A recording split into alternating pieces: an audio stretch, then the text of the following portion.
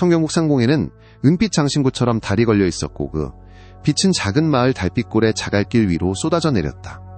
이 늦은 시간 대부분의 집들은 어둠에 잠겨 있었지만 몇몇 낡은 덧문 뒤로는 여전히 촛불이 희미하게 깜빡였다. 그중 마을 가장자리에 있는 아담한 오두막에서는 이은혜가 홀로 화로가에 앉아 능숙한 손가락으로 마지막 바느질을 하고 있었다. 21살의 그녀는 고독에 익숙해져 있었다. 3번의 겨울이 지나 아버지가 돌아가신 후로 한때 그녀의 가족을 포용했던 마을은 차갑게 변했다. 시장에서는 그녀를 따라다니는 수군거린 불운과 근거 없는 비난의 이야기들이 끊이지 않았다. 한때 존경받던 학자의 딸이었던 그녀는 이제 생계를 위해 빨래와 수선일을 하며 근근히 버티고 있었다. 조금만 더 그녀는 밤색 머리카락 한 가닥을 귀 뒤로 넘기며 혼잣말했다. 불은 꺼져가고 있었지만 장작을 더 넣을 여유는 없었다. 청경국의 봄밤은 지독하게 추웠고 이은혜는 얇은 쇼를 어깨에 더 단단히 둘렀다. 날카로운 문 두드리는 소리에 그녀는 깜짝 놀랐다. 이 시간에 방문객은 드물었고 좋은 소식을 가져오는 경우는 더욱 드물었다. 누구세요? 그녀는 조심스럽게 문으로 다가가 물었다. 김영자예요, 아가씨. 어서 문을 열어요. 빵집 아줌마 김영자의 목소리는 다급했다. 이은혜는 문빗장을 열었고 김영자뿐만 아니라 다른 3명의 마을 사람들도 굳게 결심한 표정으로 서 있었다. 우리와 함께 가야 해요. 김영자가 평소 온화했던 얼굴에 차가운 기색을 띠며 말했다. 협계의 의회에서 은혜 아가씨에게 강물 심판을 명했습니다. 모두 참석해야 해요. 이 시간에요? 이은혜의 심장이 빠르게 뛰었다. 무슨 일이 벌어진 거죠? 가축들이 사라졌어요. 이번 달에만 3번째예요. 대장장이 박지훈이 말했다. 북쪽 목초지에서 이상한 발자국도 발견되었고요. 그게 저와 무슨 상관이죠? 이은혜는 이미 답을 알았지만 물었다. 달빛골에 불운이 닥치면 어쩐지 항상 자신이 책임져야 했다. 그냥 따라오세요. 김영자는 시선을 피하며 말했다. 망설임 끝에 이은혜는 망토를 움켜쥐고 그들을 따라 밤속으로 나섰다. 그들은 그녀를 보통 회의가 열리던 마을 광장이 아닌 달빛골을 넘어 검은 숲과 나누는 을령강 근처 외곽으로 이끌었다. 다른 사람들은 어디 있죠? 이은혜는 다른 마을 사람들의 부재를 알아채고 물었다. 강변으로 다가갈수록 길이 좁아졌다. 달빛이 물결치는 강물 표면에 반사되어 번뜩였다. 곧 도착할 겁니다. 박지훈은 퉁명스럽게 대답했다. 이은혜는 뒷목의 털이 곤두서는 것을 느꼈다. 뭔가 잘못되었다. 아주 잘못되었다. 집으로 돌아가야 할 것 같아요. 그녀는 뒤로 물러서며 말했다. 내일 회의에 참석할게요. 김영자의 손이 그녀의 손목을 꽉 움켜쥐었다. 아가씨회 같은 건 없어요. 무슨 뜻이죠? 두려움이 이은혜의 뱃속에서 수멀수멀 피어올랐다. 마을은 충분히 고통받았소. 그림자 속에서 나타난 의회장 최진욱이 앞으로 나서며 말했다. 농작물은 시들고 아이들은 병들고 가축은 사라지고 있어. 이 모든 것이 당신 아버지의 불명예 이후로. 저의 아버지는 좋은 분이셨어요. 이은혜는 항변했다. 아버지는 결코. 그는 흑마법에 손을 댔소. 최진욱이 말을 잘랐다. 그리고 당신은 그와 다를 바 없지. 징조는 명백해. 마을은 정화되어야 하오. 이은혜는 김영자의 소나기에서 벗어나려고 애썼다. 이건 미친 짓이에요. 저는 아무 짓도 안 했어요. 아무것도 할 필요가 없었소. 최진욱이 차갑게 대답했다. 당신이라는 존재 자체가 우리 마을을 더럽히는 것이오. 그녀가 비명을 지르기도 전에 뒤에서 손들이 그녀를 붙잡았다. 그녀는 격렬하게 발버둥치고 할퀴었지만 마을 사람들은 저항에 대비하고 있었다. 최진욱이 가까이 다가섰고 그의 얼굴은 달빛에 비쳐 자비라고는 찾아볼 수 없는 눈빛을 하고 있었다. 강이 심판할 것이오. 그가 읊조렸다. 당신이 결백하다면 아마도 강이 당신을 살려줄 것이오. 제발. 이은혜는 눈물을 흘리며 애원했다. 제발 이러지 마세요. 하지만 그녀의 애원은 귓등으로 흘려졌다. 최진욱의 고갯짓에 그녀는 강가로 끌려갔다. 부디 하느님이 용서하시기를. 김영자는 속삭였지만 도와주려는 움직임은 없었다. 강한 힘에 밀려 이은혜는 둑에서 떨어졌다. 그녀의 비명은 밤을 찢었고 그녀는 아래의 얼음장 같은 강물 속으로 곤두박질쳤다. 충격으로 그녀는 숨을 쉴 수 없었고 거센 물살이 즉시 그녀를 붙잡아 끌어당겼다. 흠뻑 젖은 옷과 강물의 무자비한 소나기에 다시 끌려 내려가면서도 그녀는 필사적으로 물 위로 올라오려고 했었다. 살려줘. 그녀는 헐떡거리며 소리쳤고 둑 위에서 멀어져가는 마을 사람들의 모습을 흘끗 보았다. 제발. 하지만 그들은 이미 돌아서서 자신들 사이에 두기보다는 죽는 편이 낫다고 결정한 마을로 돌아가고 있었다. 물살은 그녀를 하류로 휩쓸어갔고 날카로운 바위들은 그녀의 옷을 찢고 피부를 긁었다. 그녀의 힘은 빠져나가고 있었고 차가운 물속에서 팔다리는 점점 마비되어 갔다. 다시 한번 그녀의 머리가 수면 아래로 잠기자 이상한 평온함이 그녀를 감쌌다. 어쩌면 이것이 최선일지도 모른다. 달빛골에 그녀를 기다리는 것이 잔인함과 의심뿐이라면. 의식이 희미해지기 시작할 때 이은혜는 강둑에 서 있는 어두운 형체가 물살을 따라 불가능할 정도로 빠르게 움직이는 것을 얼핏 본 것 같았다. 분명 달빛의 장난이거나 아니면 죽음 그 자체가 그녀를 데리러 온 것일 수도 있었다. 그때 무언가가 그녀 옆 강물로 뛰어들었다. 강한 팔이 그녀의 허리를 감싸 단단한 가슴에 그녀를 끌어당겼다. 인간의 힘을 초월하는 힘으로 그녀의 구원자는 물살에 맞서 싸우며 둘 모두를 수면 위로 끌어올렸다. 이은혜는 숨을 헐떡이며 격렬하게 기침했고 폐에서 물이 뿜어져 나왔다. 흐릿한 시야 속에서 그녀는 구원자를 올려다보았다.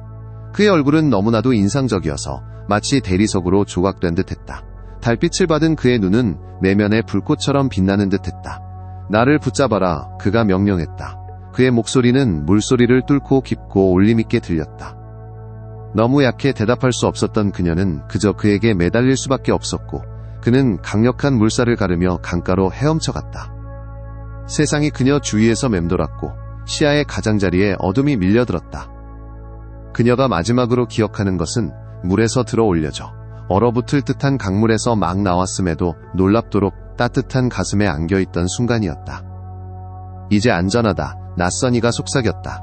그의 눈은 불안할 정도로 강렬하게 그녀의 얼굴을 훑었다.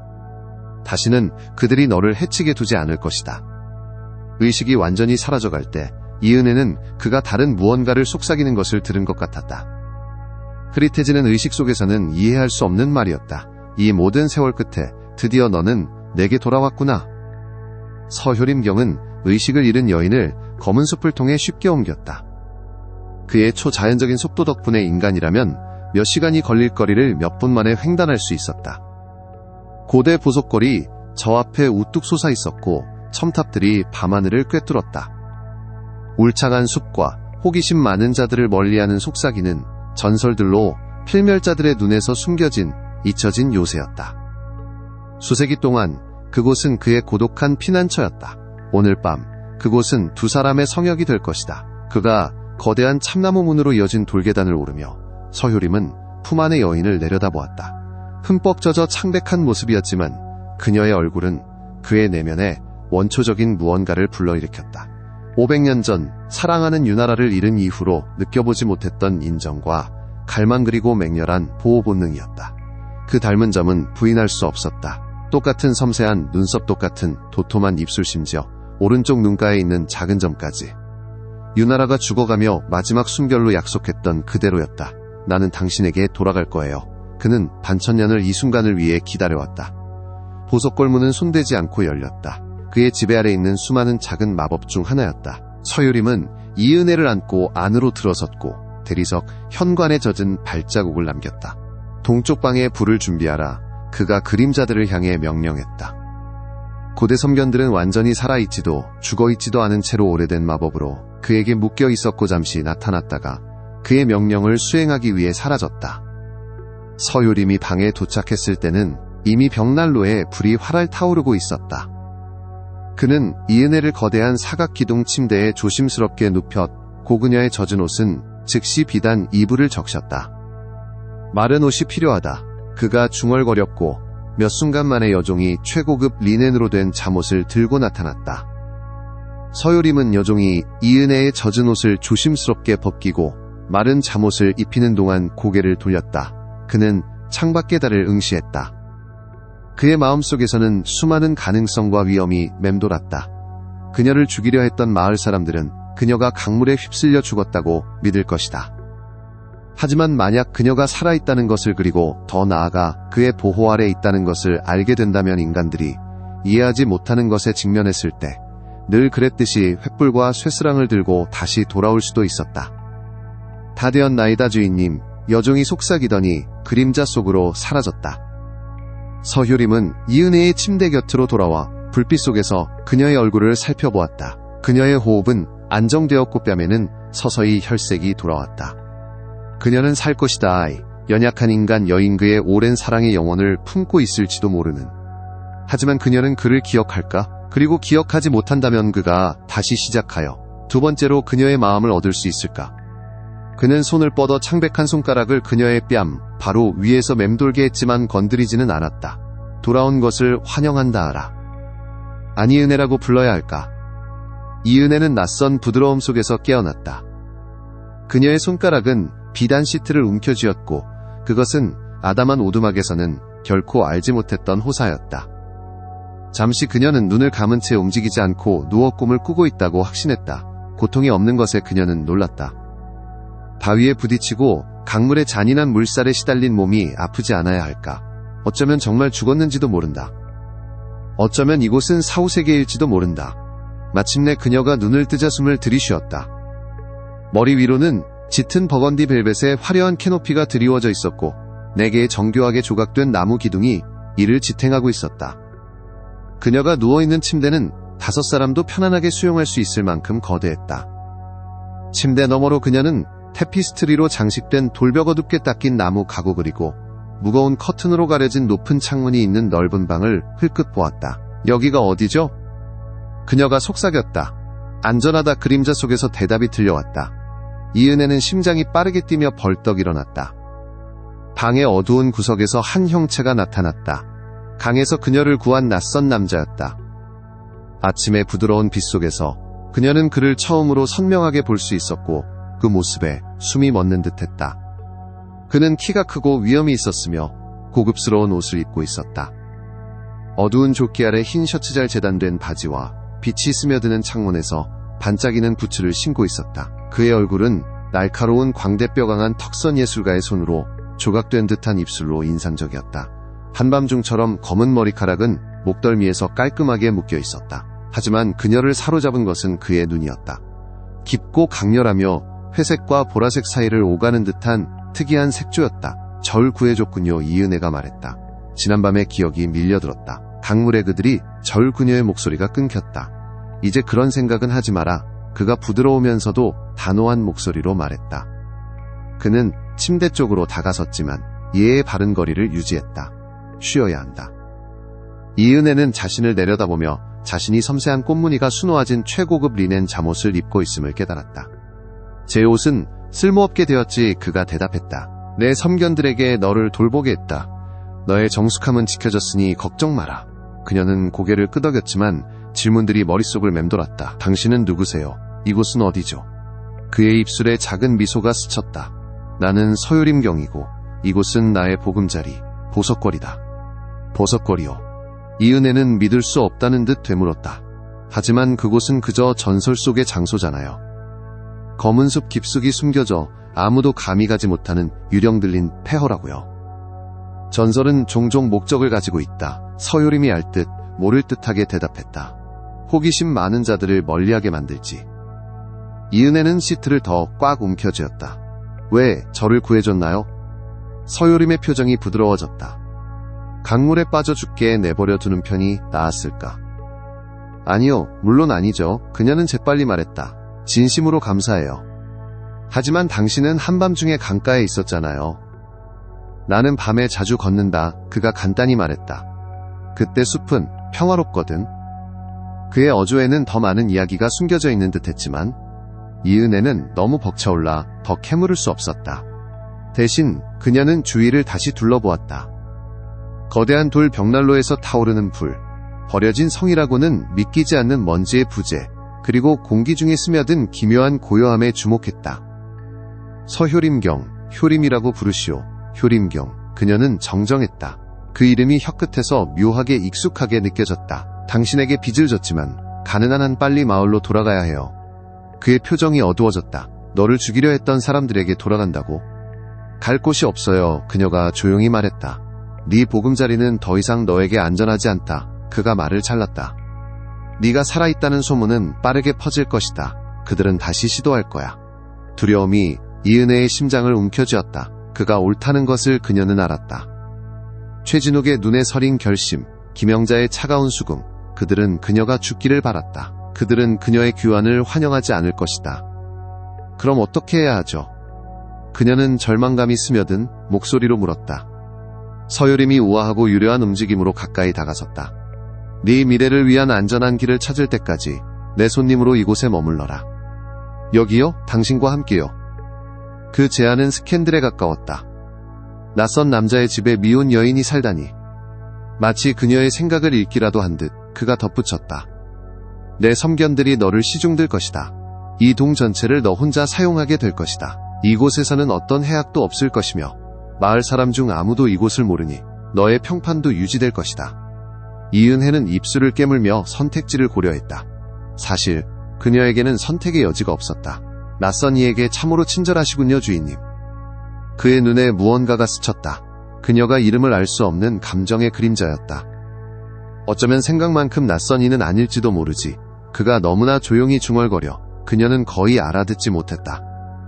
그녀가 그에게 질문하기도 전에 문이 열리고 쟁반을 든 여인이 들어섰다. 이은혜는 놀라 눈을 깜빡였다. 섬견은 가장자리가 흔들리는 듯 마치 완전히 고체 상태가 아닌 것처럼 보였다. 그녀는 쟁반을 옆 테이블에 놓더니 아무 말 없이 사라졌고 한 번도 그들 둘 중 누구에게도 직접 눈길을 주지 않았다. 아침 식사다. 서유림이 알렸다. 배가 고플 것이다. 신선한 빵과 따뜻한 차 향기가 이은혜에게 다가왔고 그녀의 뱃속에서 꼬르륵 소리가 났다. 그녀는 전날 오후 이후로 아무것도 먹지 않았다는 것을 깨달았다. 감사합니다. 그녀는 낯선 섬견이 사라진 문을 여전히 응시하며 말했다. 당신의 하인들은 특이하군요. 서유림의 입술에 건조한 미소가 스쳤다. 보석거래는 많은 특이한 점이 있다. 시간이 지나면 익숙해질 것이다. 그는 쟁반을 그녀의 침대 곁으로 가져왔다. 빵, 꿀, 치즈차로 이루어진 간단한 식사였다. 첫 잔은 섬세했고 정교한 디자인으로 장식되어 있었다. 은식기는 진짜 은의 unmistakable한 광택으로 빛났다. 식사를 하고 쉬고 나면 새로운 환경을 탐험하고 싶을지도 모르겠군. 그가 제안했다. 다만 서쪽동은 피해주기를 부탁한다. 그곳에는 개인 공간이 있다. 이은혜의 호기심은 그 제약의 최고조에 달했지만 그녀는 고개를 끄덕였다. 물론이죠. 당신의 집이니까요. 지금은 너의 집이기도 하다. 서효림이 문 쪽으로 움직였다. 나는 처리해야 할 일이 있지만 내 섬견들이 너의 필요를 돌볼 것이다. 그저 네 요청을 소리내어 말하면 들릴 것이다. 그가 문턱에 이르렀을 때 이은혜가 잠깐만요 라고 불렀다. 그가 돌아서자 그녀가 물었다. 얼마나 오랫동안 홀로 이곳에서 살아오셨나요? 그의 얼굴에 슬픈 미소가 스쳤다. 네가 믿는 것보다 더 오래. 그 수수께끼 같은 대답과 함께 그는 떠났고 이은혜는 아침 식사와 생각에 잠긴 채 홀로 남겨졌다. 서유림은 웅장한 계단을 내려갔고 그의 마음은 혼란스러웠다. 5세기 동안의 기다림, 살아가는 것이 아닌 존재하는 삶. 그리고 이제 그녀는 그의 지붕 아래에서 그와 같은 공기를 마시고 있었다. 하지만 그녀는 그를 낯선 이처럼 보았고 그의 눈에는 어떤 인지함도 없었다. 그는 이것을 예상했다. 물론 환생이 기억의 이전을 보장하지는 않았다. 유나라의 영혼은 이은혜 안에 있을지 몰라도 그녀의 의식은 그들의 공유된 과거에 영향을 받지 않았다. 그는 서재로 들어섰다. 그의 불멸의 생애 동안 모아온 수천 권의 책으로 가득 찬 광대한 방이었다. 캐비닛으로 가서 그는 황금 액자에 담긴 작은 초상화를 꺼냈다. 1523년에 그려진 미니어처로 익숙한 이목구비를 가진 젊은 여인이 그려져 있었다. 한때 귀한 가문의 딸이었던 유나라, 그의 정혼자이자 그가 사랑했던 유일한 인간이었다.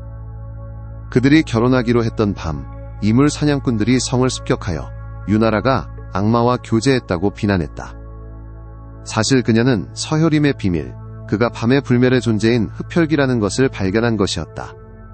그녀는 그를 두려워하는 대신 그를 받아들였고 영원한 밤을 함께하기로 동의했다. 하지만 사냥꾼들이 먼저 그들을 찾아냈다. 그들은 그에게 유나라가 화형당하는 것을 지켜보도록 강요했다. 오직 그의 초자연적인 힘만이 그녀의 심장이 멈춘 후에 은으로 된 사슬에서 풀려날 수 있게 해주었다.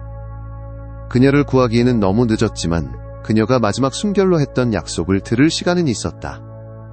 수세기가 걸리더라도 그에게 돌아오겠다는 약속이었다.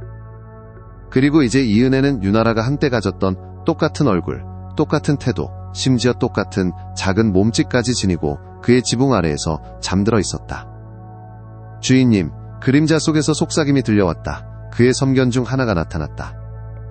그의 봉사에 묶인 유령 같은 존재들로 완전히 살아있지도 죽어있지도 않은 중간의 존재였다. 말하라, 서요림이 명령했다. 마을이 혼란에 빠졌나이다. 그들은 아가씨의 시신을 찾기 위해 강둑을 수색하며 그녀가 죽었다고 믿고 있습니다. 어떤 이들은 신의 심판이라고 말하고 어떤 이들은 비극이라고 말합니다. 그녀가 살아있다는 것을 의심하지 않습니다. 좋다, 서요림이 대답했다. 우리의 결계가 굳건히 유지되도록 하라. 어떤 마을 사람도 이곳을 우연히 발견해서는 안 된다. 섬견은 고개를 끄덕이더니 그림자 속으로 사라졌다. 서요림은 초상화를 다시 캐비닛에 넣고 잠갔다. 그는 인내심이 필요할 것이다. 만약 이은혜가 진정 유나라의 영혼을 품고 있다면 아마도 시간이 지나면 기억들이 떠오를 것이다. 그때까지 그는 그녀를 보호하고 그녀의 신뢰를 얻고 아마도 결국에는 그녀의 사랑까지 얻을 것이다. 하지만 더 당면한 걱정이 그를 짓눌렀다. 그의 굶주림이었다. 그는 이은혜를 구하기 전부터 아무것도 먹지 못했고 그녀의 인간 피 냄새는 사이렌의 노래처럼 그를 유혹했다. 그는 오늘 밤 성에서 멀리 떨어진 곳에서 사냥을 해야 할 것이다. 그녀의 존재 앞에서 통제력을 유지하기 위해. 5세기의 기다림, 그가 혼잣말했다. 확실히 몇 주 더 인내할 수 있을 것이다. 서재 창밖으로는 먹구름이 지평선에 모여들었다. 청경곡의 폭풍이 다가오고 있었다. 서요림은 그것이 그들의 삶을 휩쓸고 지나갈 많은 폭풍 중 첫 번째라고 짐작했다. 사흘 동안 이은혜는 자신의 피난처가 된 거대한 성을 탐험했다. 동쪽 동만에도 수십 개의 방, 침실, 응접실, 수십 년 동안 손대지 않은 듯한 악기가 놓인 음악실, 그리고 여행하는 상인들에게 들었던 어떤 웅장한 장소보다도 뛰어난 도서관이 있었다. 매일 그녀는 조금 더 멀리 나아가 미로 같은 복도를 마음속으로 그렸다. 이상한 섬견들은 필요할 때마다 나타나 식사를 제공하거나 목욕물을 준비한 후 그림자 속으로 사라졌다. 그들은 결코 말을 하지 않았고 눈을 내리깔고 있었으며 마치 이 세상에 완전히 존재하지 않는 것처럼 그들의 형체는 가장자리가 흔들렸다. 이은혜는 그들에게 질문을 시도했지만 그들은 그저 고개를 숙이고 묵묵히 제 할 일을 계속했다. 서유림경 자신은 수수께끼 같은 존재였다. 그는 매일 저녁 대연회장에서 그녀와 함께 식사를 했고 역사, 문학, 철학을 넘나드는 대화에 참여했다. 그의 지식은 무한해 보였고 그의 예절은 흠잡을 데 없었지만 그는 조심스러운 거리를 유지했다. 예의가 허락하는 시간 이상 머무르지 않았고 심지어 실수로라도 그녀를 만지지 않았다. 넷째 날 밤, 이은혜는 저녁 식사 전에 방 화장대 앞에 앉아 머리를 빗고 있었다. 섬견들은 그녀에게 절묘한 드레스들을 제공했는데 마치 그녀를 위해 특별히 맞춤 제작된 듯 모두 그녀의 몸에 완벽하게 맞았다. 오늘 밤 그녀는 깊은 에메랄드색 비단 드레스를 입고 있었는데 밤색 머리카락과 잘 어울렸고 그녀의 녹색 눈을 더욱 선명하게 만들었다. 그녀가 거울 속 자신의 모습을 응시할 때 기묘한 감각이 그녀를 덮쳤다. 거울 속 얼굴이 갑자기 낯설게 느껴졌다. 자신의 얼굴이 아닌 듯 했지만 완전히 이질적이지도 않았다. 한순간 그녀는 자신의 머리카락이 더 밝아 보이고 이목구비가 미묘하게 변한 것 같다고 맹세할 수도 있었다. 나에게 무슨 일이 벌어지고 있는 거지? 그녀는 관자놀이에 시작된 둔한 통증에 손가락을 대며 속삭였다. 기억의 섬광일까? 아니면 환상일까? 그녀의 눈 뒤에서 폭발한 것은 거대한 무도회장에서 춤을 추는 모습이었다. 얼굴이 그림자에 가려진 남자의 손을 잡고 이 생에서 입어본 어떤 드레스보다 훨씬 화려한 가운이 스치는 소리. 그 환상은 나타난 것처럼 빠르게 사라졌고 이은혜는 혼란스러웠다. 그녀는 머리를 흔들며 그 이상한 경험을 익사할 뻔한 트라우마와 새로운 환경에 적응하는 과정 때문이라고 치부했다. 화장대에서 일어나 그녀는 서효림이 기다리는 식당으로 향했다. 항상 그랬듯이 그녀가 들어서자 그가 일어섰고 그녀의 옆에서 그의 눈은 부드러워졌다. 아름답군요, 그가 말했다. 그의 깊은 목소리는 설명할 수 없는 전율을 그녀의 등골에 보냈다.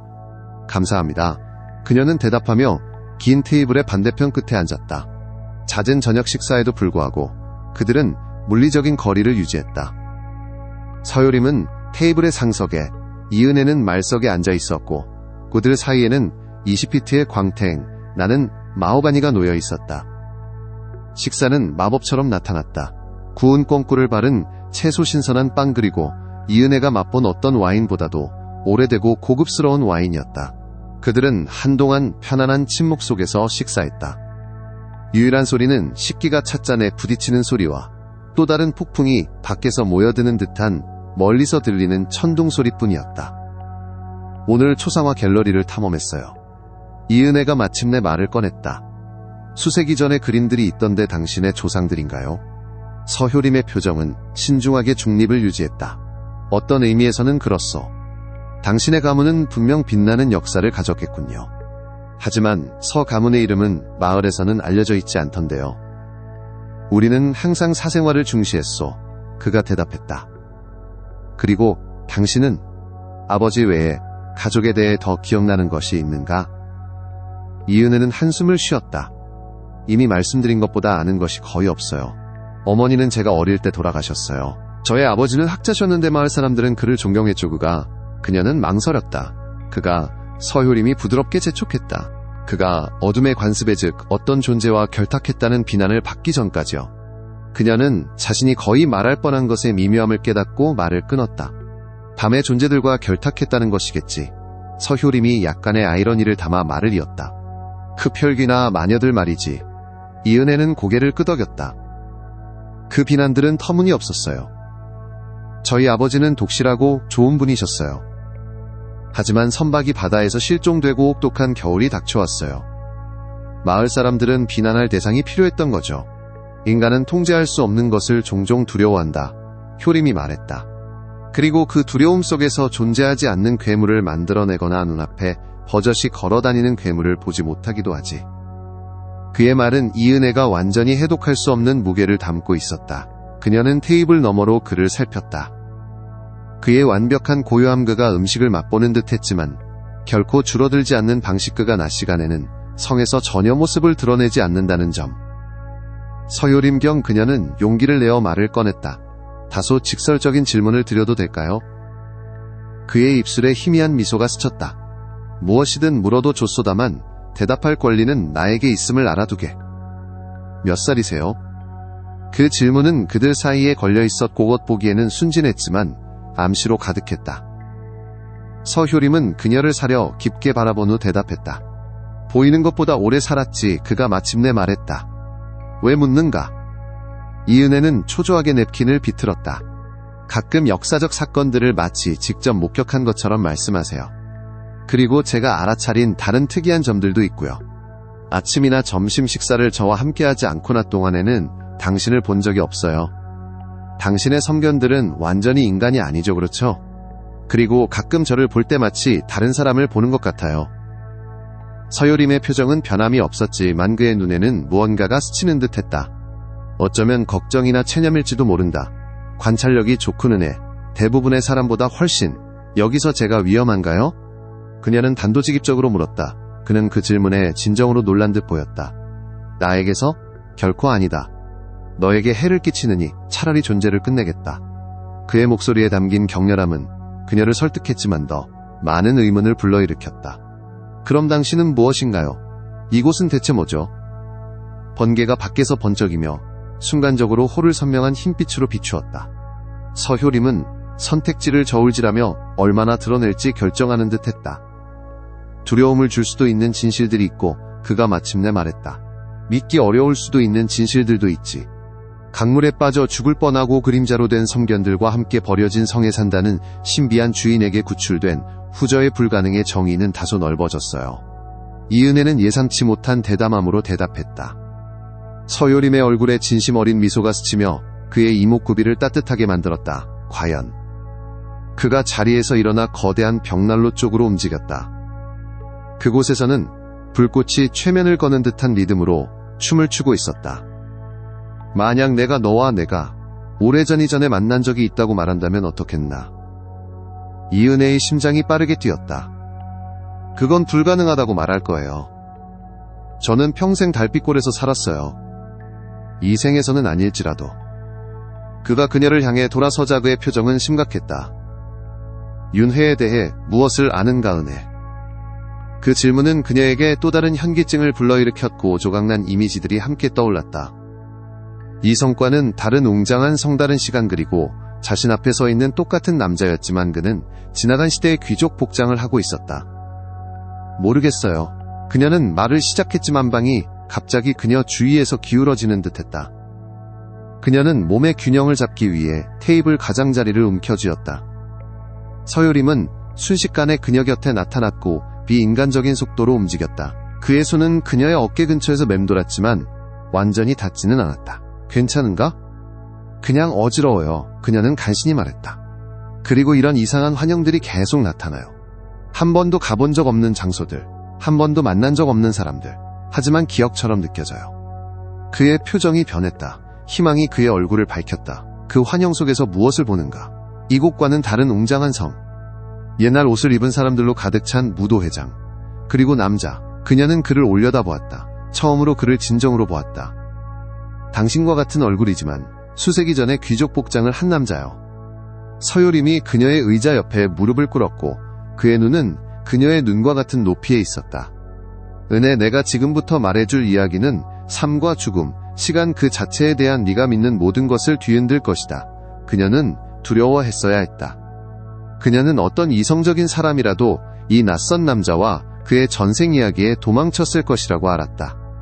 하지만 이성보다 더 깊은 무언가가 그녀를 앉아있게 했다.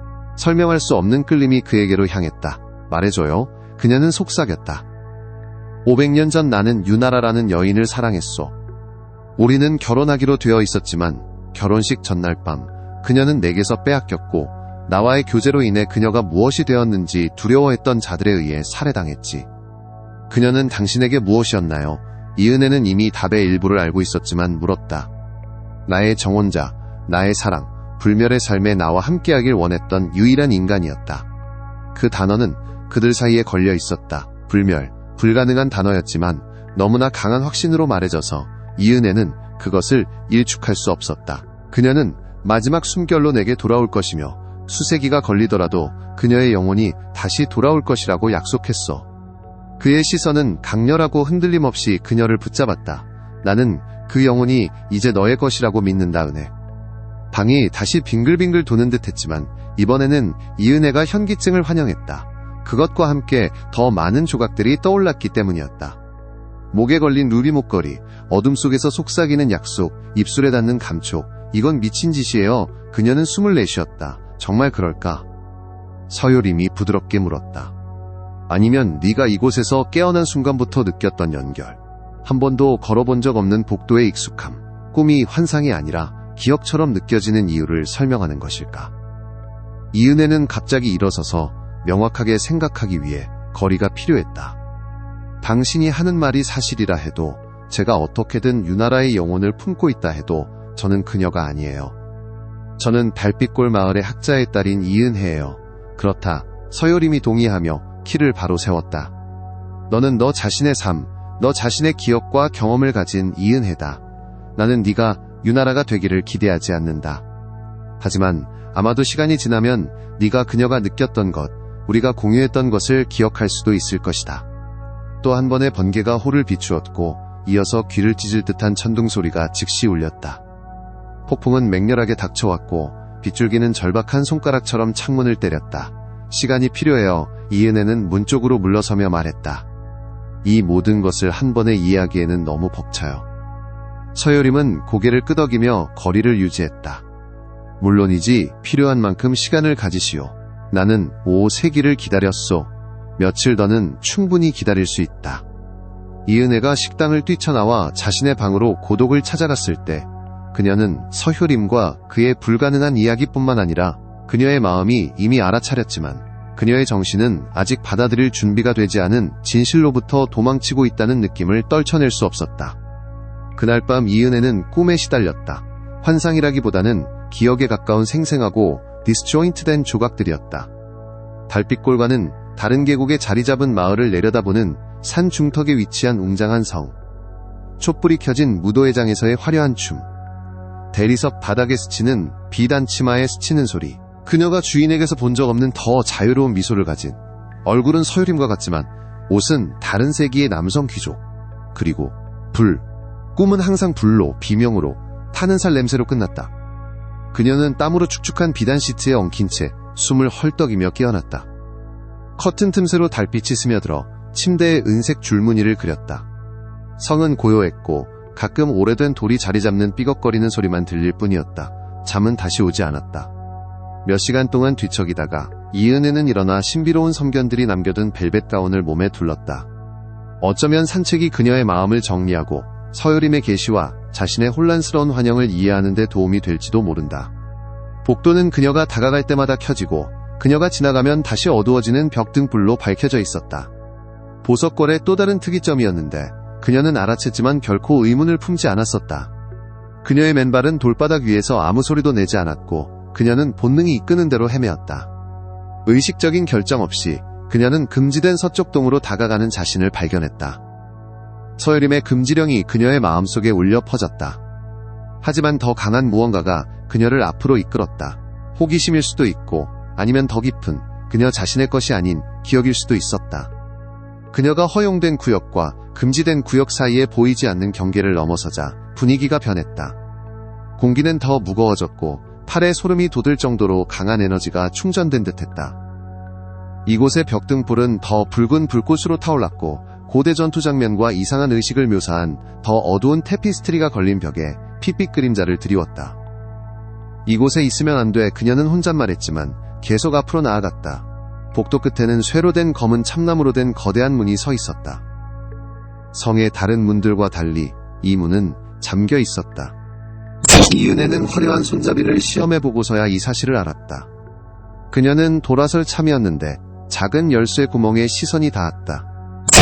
생각할 겨를도 없이 그녀는 목에 걸린 얇은 금 사슬을 만졌다. 그녀의 16번째 생일에 아버지가 주신 선물로 아버지의 작은 개인 보물함을 열던 작은 열쇠가 달려 있었다. 그 열쇠는 맞지 않았어야 했다. 너무 작았고 이 고대의 자물쇠에는 너무 현대적이었다. 하지만 그녀가 설명할 수 없는 충동에 이끌려 열쇠를 삽입하자 무겁게 딸깍 소리를 내며 돌아갔다. 문은 소리 없이 경첩에서 안쪽으로 열렸고 성의 다른 어떤 방과도 다른 방이 드러났다. 보석걸의 다른 부분들이 웅장하면서도 엄숙했다면이 방은 화려함의 극치였다. 거대한 사각기둥 침대가 공간을 지배했고 진홍색 벨벳과 검은 비단으로 드리워져 있었다. 벽에는 테피스트리가 걸려 있었고 그 사이에는 무거운 금태 액자에 담긴 그림들이 놓여 있었다. 하지만 이은혜의 시선을 사로잡은 것은 벽난로 위의 초상화였다. 르네상스풍 드레스를 입은 젊은 여인의 실물 크기 그림이었다. 창백한 금발머리는 정교하게 꾸며져 있었고 가느다란 목에는 피방울처럼 빛을 받는 루비 목걸이가 장식되어 있었다. 그 얼굴은 이은혜 자신의 얼굴이었다. 유나라 그녀는 숨을 내쉬었다. 그 이름이 혀끝에서 정확하게 느껴졌다. 마치 그 이름에 대한 반응처럼 그녀를 괴롭히던 조각난 환영들과는 달리 선명하고 완전한 기억이 떠올랐다. 그녀는 다른 방다른 거울 앞에 서 있었다. 서유림의 손이 똑같은 루비 목걸이를 그녀의 목에 채워주고 있었다. 내 신부를 위한 선물이야. 그의 목소리가 그녀의 기억 속에서 울려 퍼졌다. 내 마음속 불꽃과 어울리도록. 이은혜는 그 기억의 강렬함에 압도되어 초상화에서 비틀거리며 물러섰다. 그러다가 팔꿈치로 작은 테이블을 쳐서 크리스탈 디켄터가 바닥에 부딪히며 깨졌다. 그 소리는 총성처럼 밤의 정적을 깨뜨렸다. 안 돼. 그녀는 비명을 지르며 깨진 조각들을 주우려고 무릎을 꿇었다. 서두르다가 날카로운 파편에 손바닥을 베었다. 피가 즉시 흘러나와 붉은 물방울처럼 돌바닥에 떨어졌다. 은혜. 그녀는 올려다보니 서유림이 문간에 서 있었다. 그의 표정은 걱정과 더 어둡고 원초적인 무언가가 뒤섞여 있었다. 보통 강철 같은 회색빛 보라색이던 그의 눈은 이제 그녀의 피 흘리는 손에 고정된 채 내면의 불꽃으로 빛나고 있었다. 죄송해요. 그녀는 재빨리 일어서며 더듬거렸다. 이곳에 오지 말라고 하셨는데. 제가 왜 그랬는지 모르겠어요. 네 손, 그가 말을 잘랐다. 그의 목소리는 긴장되어 있었다. 그는 문간에 발이 박힌 듯 서 있었고 문틀을 움켜쥔 너클은 하얗게 변해 있었다. 피가 나는군. 그냥 작은 상처예요. 그녀는 그의 강렬함에 당황하여 말했다. 그녀는 손바닥을 보여주기 위해 내밀었고 그는 눈에 띄게 움찔하며 고개를 돌렸다. 지열해, 그가 거칠게 명령했다. 빨리. 이해가 서서히 떠올랐다. 마을의 불꽃 주변에서 속삭이던 신화와 전설들. 인간의 피를 먹고 사는 밤의 존재들. 흡혈귀. 당신은 그들 중 하나군요. 그녀는 속삭였다. 그것은 질문이 아니었다. 서유림의 턱이 굳어졌다. 그렇다. 두려움이 그녀의 핏줄을 휩쓸어 그녀를 방에서, 성에서, 그녀를 익사시키려 했던 마을로 도망치게 했어야 했다. 하지만 대신 그녀는 이상한 평온함을 느꼈다. 마치 퍼즐 조각이 마침내 제자리에 맞춰진 것처럼. 그래서 마을 사람들이 유나라를 죽였군요. 그녀가 부드럽게 말했다. 그들이 당신이 무엇인지, 그녀가 무엇이 되어가고 있었는지 발견한 거죠. 서효림의 눈이 그녀의 눈으로 다시 튀어올랐고 그의 표정에는 놀라움이 역력했다. 조각들을 기억하는가? 이은혜는 조각들을요. 그녀의 초상화, 제 초상화를 봤을 때 무언가가 풀렸어요. 그녀는 다치지 않은 손으로 그림을 가리켰다. 그 목걸이, 당신이 저에게, 그녀에게 결혼 선물로 주었죠. 서효림의 턱 근육이 꿈틀거렸다. 그가 통제력을 유지하기 위해 애썼다. 그 상처를 붕대 감으시오. 제 피가 당신을 부르나요? 그녀가 대담하게 물었다. 그렇다, 그가 인정했다. 그의 목소리는 거칠었다. 네가 상상하는 것 이상으로. 저를 해칠 건가요? 결코 아니다. 그 말은 맹세였고 너무나 강한 확신으로 말해져서 이은혜는 즉시 그를 믿었다. 하지만 그 향기 때문에 통제가 어렵다. 이은혜는 옆 테이블에서 손수건을 찾아 손바닥에 감아 피의 흐름을 막았다. 서효림의 자세는 미미하게 남아 이완되었지만 그의 눈은 여전히 그 부자연스러운 빛으로 타오르고 있었다. 얼마나 오래? 그녀가 물었다. 당신은 얼마나 오랫동안 그런 존재였나요? 7세기 이상이요. 그가 대답했다. 수백 년 전 나는 치명적인 상처를 입은 채 전장에서 죽음을 맞이할 뻔했소. 그때 나를 창조한 자가 진정한 죽음과 불멸의 삶 사이에서 선택을 제안했고 나는 살기로 택했지. 그럼 유나라도 당신과 같았나요? 고통이 그의 얼굴에 스쳤다. 아니다, 그녀는 너와 같은 인간이었다. 우리는 결혼하기로 되어 있었지. 우리의 결혼식 밤에 나는 그녀에게 내 창조자가 나에게 주었던 것과 같은 선택을 제안했을 것이다. 하지만 그들이 의식 전에 들이닥쳤지. 퇴마사들이었다. 그들이 그녀를 데려갔어. 그들이 그녀를 불태웠군요. 이은혜가 속삭였다.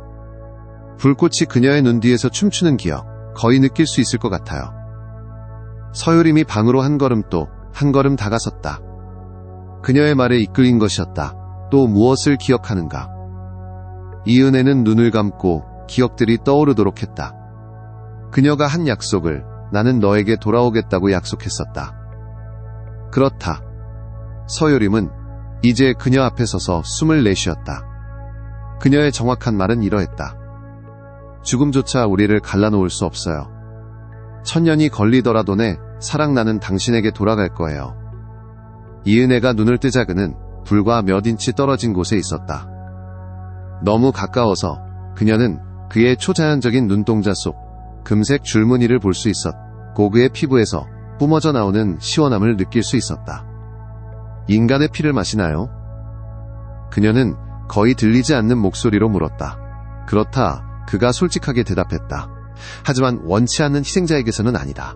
이곳에서 멀리 떨어진 마을에는 보호를 대가로, 선물 때문에, 내 물림이 가져다줄 쾌락 때문에 자발적으로 핏줄을 내어주는 자들이 있다. 쾌락이라니. 이은혜가 되풀이하며 뺨이 달아올랐다. 서유림의 입술에 희미한 미소가 스쳤다. 흡혈귀의 물림은 여러 가지가 될 수 있다. 은혜. 적에게는 치명적이고 연인에게는 황홀한 연인이라는 단어가 수세기의 갈망으로 가득 찬 채 그들 사이에 걸려 있었다. 이은혜는 그들의 근접함, 가운 아래 잠옷의 얇음, 서유림의 시선이 그녀의 목에 있는 맥박을 따라가는 방식에 극도로 의식하게 되었다. 그래서 저를 구한 건가요? 그녀가 물었다. 제가 그녀의 환생이라고 믿어서 5세기 전의 약속 때문에요. 나는 네가 죽어가는 것을 참아볼 수 없어서 너를 구했다. 그가 간단히 대답했다. 그 후에야 네 얼굴을 선명하게 보았을 때 네 눈에서 유나라의 영혼을 알아보았지. 이은혜는 붕대 감은 손바닥을 만지며 천 아래로 느껴지는 따끔거림을 느꼈다. 그리고 만약 제가 그녀가 아니라면, 이 기억들이 당신 이야기 때문에 심어진 암시일 뿐이라면, 그렇다면 너는 이은혜다. 너 자신의 길을 가는 훌륭한 여인, 삶과 행복을 누릴 자격이 있는. 그가 뒤로 물러서며 그들 사이에 거리를 두었다. 나는 여전히 너를 보호할 것이고 네가 원하는 한 내 보금자리에 피난처를 제공할 것이다. 그의 목소리에 담긴 진심이 그녀를 움직였다. 그가 무엇이든, 어떤 어두운 갈망이 그를 움직이든 서유림경은 괴물이 아니었다. 적어도 괴물 같은 존재는 아니었다. 곧 해가 뜰 것이다. 그가 창문 쪽을 보며 말했다. 나는 내 방으로 돌아가야 한다. 햇빛이 당신을 파괴하나요? 이은혜는 마을 전설을 떠올리며 물었다. 즉시 그렇지는 않다. 그가 건조한 미소를 지으며 대답했다. 하지만 장시간 노출은 나를 상당히 약하게 만든다. 나는 낮 시간 동안 잠드는 것을 선호한다. 그가 문 쪽으로 움직이다가 문턱에서 멈췄다. 너도 쉬는 것이 좋을 것이다. 원한다면 내일 저녁에 더 이야기할 수 있다. 이은혜는 갑자기 피곤함을 느끼며 고개를 끄덕였다. 그렇게 할게요. 그가 떠나려고 돌아서자 그녀가 그를 불렀다. 효림경? 그가 멈춰서 그녀를 돌아보았다. 진실을 말해줘서 고마워요. 그의 표정이 부드러워졌다. 안도감일까? 아니면 희망일까? 잘 자거라 은혜. 그녀가 자신의 방으로 돌아갈 때 이은혜는 자신이 두려워하지 않는 것에 의아함을 느꼈다. 그녀는 방금 자신이 흡혈귀, 인간의 피로 생명을 유지하는 전설 속 생물의 지붕 아래에 살고 있음을 확인했다. 하지만 공포 대신 그녀는 점점 더 커지는 호기심을 느꼈고 그 아래에는 설명할 수 없는 올바름의 감각이 있었다. 그녀가 진정으로 유나라의 환생이든 아니면 운명이나 설계에 의해 익사에서 구원받은 이은혜일 뿐이든 한 가지는 분명해지고 있었다. 그녀의 앞길은 달빛골 마을로 돌아가는 것이 아니라 서유림의 미스터리와 수세기 동안 그들을 묶는 기억 속으로 더 깊이 들어가는 길이었다. 이은혜가 서유림의 본 모습을 알게 된 지 2주가 흘렀다. 그 폭로는 그들 사이에 거리를 두기보다는 오히려 그들을 더 가깝게 만들었다. 매일 저녁 그들은 몇 시간 동안 대화를 나누었고 서효림은 그의 수세기 동안의 존재에 대한 이야기를 들려주었다. 이은혜는 자신의 꿈속에서 계속 떠오르는 유나라의 기억 조각들을 이야기했다. 당신이 본 장소들에 대해 말해주세요. 어느 날 밤 그들이 서재에 앉아 가을에 스며드는 한기를 막기 위해 벽난로에서 불이 타오르는 가운데 그녀가 물었다. 서효림의 눈은 회상으로 아득해졌다. 나는 사만시대의 고대 도시를 걸었고 신라의 석탑이 완성되는 것을 보았으며 고려 시대의 도공들이 작업하는 모습을 지켜보았소. 먼 서역의 신비로운 땅까지 건너가기도 했지. 나는 제국의 흥망성쇠국가의 탄생인간, 발전의 느린 행진을 목격했소. 외롭지 않나요?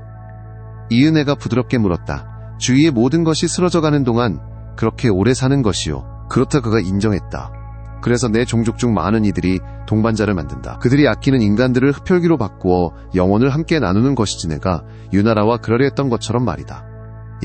그의 시선은 의자 사이의 공간을 가로질러 그녀의 시선을 찾았다. 그녀는 내가 무엇인지 내가 무엇을 제안했는지 알고 있었지.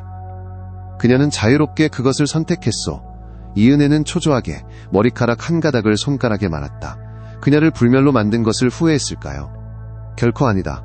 서효림이 단호하게 말했다. 유나라는 예외적인 사람이었다. 자신의 세상의 잔혹함에도 불구하고 호기심 많고 용감하고 친절했지. 그녀는 불멸 속에서 번성하며 수세기 동안 지혜와 연민을 키웠을 것이다. 그의 표정이 부드러워졌다. 네가 그럴 것이라고 믿듯이 말이다. 그 암시가 그들 사이에 감돌았다. 이은혜는 심장이 빠르게 뛰는 것을 느꼈다. 저를 바꾸겠다고 제안하시는 건가요? 가능성을 인정하는 것뿐이다. 그가 조심스럽게 대답했다. 하지만 그런 결정은 서둘러서는 안 된다. 불멸은 선물인 동시의 짐이다. 저는 절대 늙지 않겠군요. 이은혜가 장난스럽게 말했다. 병들거나 죽지도 않고요. 하지만 네가 아는 모든 사람들이 먼지로 변하는 것을 지켜보아야 할 것이다. 서유림이 반박했다. 살아남기 위해 피를 먹어야 할 것이고 인간 세상과 영원히 분리된 밤의 존재가 될 것이다. 하지만 혼자이지는 않을 거예요. 그녀는 그의 시선을 똑바로 바라보며 말했다. 우리가 함께라면요. 서효림의 표정이 굳어졌다. 이은혜가 정확히 이름 붙일 수 없는 감정이었다. 절제된 희망과 수세기 동안 억눌린 욕망이 뒤섞여 있었다. 은혜, 그가 말을 시작했지만 그가 말하려던 모든 것은 멀리서 들려오는 소리에 의해 방해받았다. 성문에서 울리는 종소리였다. 수십 년 동안 들리지 않던 소리였다. 서효림은 즉시 일어서며 자세를 취했다. 여기 있어라. 그가 비인간적인 속도로 문 쪽으로 움직이며 명령했다. 무슨 일이에요? 이은혜는 그의 갑작스러운 긴장에 놀라 물었다. 손님들이군. 그가 음침하게 대답했다. 달갑지 않은 손님들이. 그녀가 더 캐묻기도 전에 그는 사라졌고 흐트러진 공기의 흐름만 남겼다. 이은혜는 잠시 망설이다가 그의 지시를 무시하고 그를 따라갔다. 그녀는 서효림이 그의 섬견 중 한 명과 이야기하고 있는 대연회장에 도착했다. 주 출입문 옆에 있는 높은 창문 너머로 이은혜는 멀리서 횃불빛을 볼 수 있었다. 성으로 향하는 숲길을 따라 행렬이 구불구불 이어지고 있었다. 몇 명인가? 서효림이 섬견에게 물었다. 10여 명입니다. 주인님 속삭이는 대답이 들려왔다. 쇠뇌와 은나무 말뚝으로 무장하고 퇴마사의 문양을 달고 정화수를 지니고 있습니다. 사냥꾼들. 서효림이 중얼거렸다. 그의 얼굴은 차가운 분노의 가면으로 굳어졌다. 그들이 어떻게 이곳을 찾았지? 효림경? 이은혜가 마지막 몇 계단을 내려오며 불렀다. 무슨 일이에요? 그가 돌아서자 그녀가 서재에 머물라는 명령을 어긴 것을 보고 불쾌함이 역력했다. 흡혈귀 사냥꾼들이요. 그가 퉁명스럽게 설명했다. 그들의 장비로 보아 조직적인 무리다. 나를 파괴하려 하고 있지. 두려움이 이은혜의 심장을 움켜쥐었다. 어떻게 당신에 대해 이곳에 대해 아는 거죠? 좋은 질문이다. 서효림이 대답했다. 성의 위치는 수세기 동안 강력한 마법으로 숨겨져 있었다. 직접 안내받지 않는 한소수의 인간만이 이곳을 찾을 수 있지. 그의 눈이 가늘어졌다. 네가 살아남았다고 의심한 마을 사람이 그날 밤 내 흔적을 쫓아왔던 것이 아니라면 말이다. 저를 구했던 그날 밤에요? 이은혜는 그 암시에 경악하며 속삭였다. 제 잘못이에요. 아니다. 서효림이 단호하게 말했다. 그들이 나를 추적했다면 너에 대한 나의 부주의함이 잘못이다. 그가 섬견에게 돌아서며 말했다. 결계를 강화하고 그들의 접근을 늦춰라. 시간이 필요하다. 섬견은 고개를 숙이고 사라졌다. 서효림은 이은혜에게 성큼 다가섰고 몇 주 전 그녀의 의식을 잃은 몸을 안고 온 이후 처음으로 그녀의 손을 잡았다. 잘 들어라. 그의 목소리는 다급했다. 숨어야 한다. 그들이 성을 침범하여 너를 발견하면 그들은 네가 나의 희생자이거나 기꺼이 동조한 공범이라고 가정할 것이다. 어느 쪽이든 그들은 자비를 베풀지 않을 것이다. 당신을 혼자 두고 그들을 상대하게 하지는 않을 거예요. 이은혜가 항의했다. 이것은 논쟁의 여지가 없다. 서효림이 초조하게 으르렁거렸다. 나는 이전에 사냥꾼들과 싸웠었다. 오늘 밤 살아남을 것이다. 하지만 네 안전을 걱정한다면 효과적으로 싸울 수 없다. 그녀가 더 논쟁하기도 전에 밖에서 굉음이 울렸고 외부 성문이 강제로 열리는 소리였다. 마법 결계에도 불구하고 그들은 내가 예상했던 것보다 강하군. 서효림이 중얼거렸다. 아니면 더 잘 준비되었거나 그가 이은혜를 웅장한 계단 뒤에 숨겨진 문 쪽으로 끌었다. 이 통로는 동쪽 동 아래의 비밀스러운 방으로 이어진다. 그곳으로 가서 안에서 문을 잠가라. 무슨 소리가 들리든 내가 너를 부르러 갈 때까지 나오지 마라. 효림경. 이은혜가 떨리는 목소리로 말을 시작했다. 그는 그녀의 숨을 먹게 할 만큼 강렬한 눈빛으로 그녀를 침묵시켰다. 나는 이해하지 못하는 것을 두려워했던 광신도들에게 너를 한 번 잃었다. 다시는 너를 잃지 않을 것이다. 그 순간 위험이 다가오고 두려움이 그들 사이의 공기를 채웠을 때 이은혜는 본능적으로 행동했다. 그녀는 발끝으로 서서 그의 입술에 키스했다. 키스는 몇 초밖에 지속되지 않았지만 서효림의 반응은 즉각적이고 압도적이었다. 그의 팔이 그녀를 감싸 단단한 가슴에 그녀를 끌어당겼고 그의 입술이 그녀의 것을 차지했다. 5세기 동안 억눌린 갈망과 함께 이은혜는 그 감각 속으로 그녀의 것은 아니지만 다른 시간 다른 몸에서 나누었던 다른 키스의 기억 속으로 그러나 같은 영혼을 가진 기억 속으로 빠져드는 것을 느꼈다. 그들이 떨어졌을 때서 효림의 눈은 그녀가 굶주림으로 인식하게 된 초자연적인 빛으로 불타올랐다. 단지 피에 대한 것이 아니라 그녀에 대한 굶주림이었다. 가라 그가 거칠게 속삭였다. 제발. 이번에는 이은혜가 복종하여 숨겨진 문을 통해 성의 다른 부분을 밝히는 것과 같은 마법 벽 등불로 밝혀진 좁은 돌 통로로 미끄러져 들어갔다. 문이 그녀 뒤로 닫히자 그녀는 서효림이 섬견들에게 명령을 내리며 성의 방어를 준비하는 소리를 들었다. 통로는 나선형으로 내려가 그녀를 성벽 아래 깊숙이 데려갔다. 그 끝에는 철띠로 강화된 무거운 나무 문이 서 있었다. 이은혜는 문을 열었고 놀랍도록 편안한 방이 드러났다. 침대이자 작은 테이블 식량과 책까지 채워진 선반들 장기간 숨기에 적합하게 설계된 피난처였다. 그녀는 안으로 들어가 지시대로 문을 잠갔고 침대 끝에 주저앉아 마음을 가다듬었다. 그녀 위돌과 흙으로 분리된 곳에서는 사냥꾼들이 그녀가 점점 더 사랑하게 되었다고 확신하는 남자를 파괴하러 왔다. 이은혜로서 환생한 유나라로서 또는 둘이 얽힌 존재로서 시간은 지하방에서 고통스러울 정도로 느리게 흘러갔다. 창문이 없었기에 이은혜는 시간을 가늠할 수 없었다. 그녀는 방을 서성이고 책을 읽으려 애쓰고 간헐적으로 졸고 위에서 들려오는 어떤 소리든 듣기 위해 귀를 기울였다.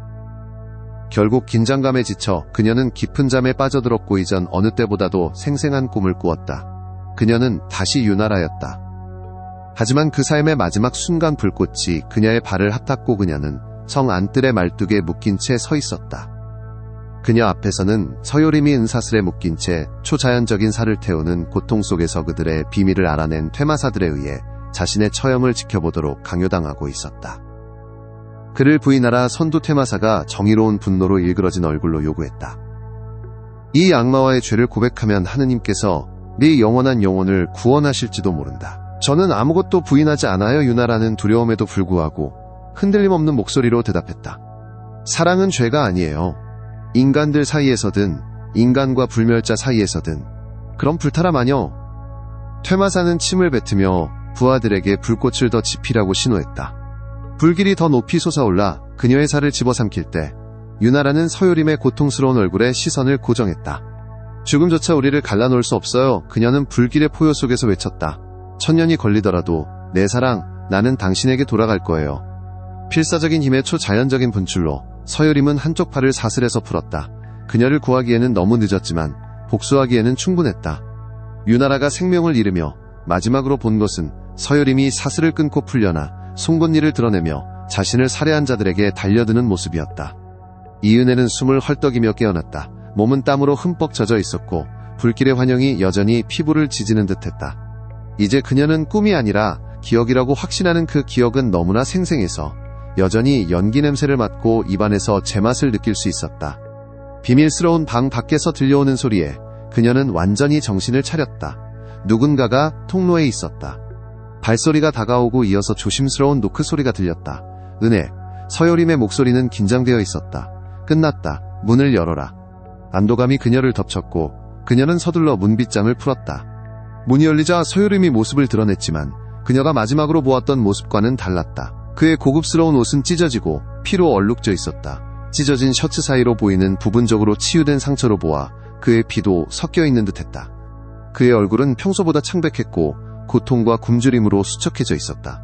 다쳤군요. 그녀는 숨을 들이쉬며 그에게 손을 뻗었다. 그가 그녀의 손이 닿기도 전에 그녀의 손을 붙잡았다. 아무것도 아니다. 축성된 은혜에 의해 입은 상처는 치유하는 데 시간이 더 걸릴 뿐이다. 그의 눈이 그녀의 얼굴을 살폈다. 너는 무사하구나.